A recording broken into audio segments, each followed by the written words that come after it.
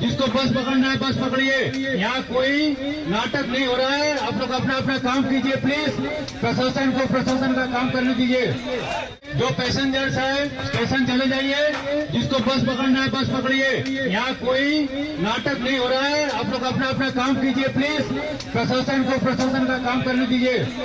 Howrah station সংলগ্ন এলাকায় শনিবার রাতে বড়সড় উচ্ছেদ অভিযান চালানো হলো। রেল সূত্রে খবর, স্টেশনে ঢোকার রাস্তা দখল করে রাখা অবৈধ দোকান স্টল সরাতেই এই পদক্ষেপ নেওয়া হয়েছে।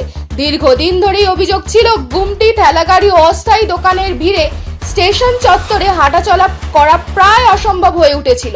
নিত্যযাত্রীদের পাশাপাশি দূরপাল্লার যাত্রীরাও বড় ব্যাগ বা ট্রলি নিয়ে প্রবেশ করতে গিয়ে চরম সমস্যার মুখে পড়তে হয়। বহুবার অভিযোগ জানানো হলেও এতদিন কোনো স্থায়ী সমাধান হয়নি বলে দাবি। শনিবার রাতে অভিযানে নামে আরপিএফ এবং হাওড়া সিটি পুলিশের বিশাল বাহিনী। প্রথমে এলাকা ঘিরে ফেলে মাইকিং এর মাধ্যমে অবৈধ দখলদারদের সতর্ক করা হয়।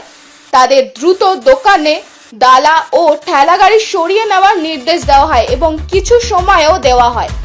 তবে নির্দেশ মানা না হলে শুরু হয় বুলডোজার অভিযান। একে একে ভেঙে গুড়িয়ে দেওয়া হয় অবৈধ দোকান, গুমটি ও অস্থায়ী কাঠামো। প্রায় 1 ঘন্টার মধ্যেই স্টেশন চত্বরে দখলমুক্ত হয় পুরো এলাকা। রেল কর্তৃপক্ষের দাবি, যাত্রীদের সুবিধার্থে এবং নিরাপত্তা বজায় রাখতেই এই অভিযান চালানো হয়েছে। ভবিষ্যতেও এ ধরনের উচ্ছেদ অভিযান চালানো হতে পারে বলে ইঙ্গিত মিলেছে। Bureau report, info pulse Bengal.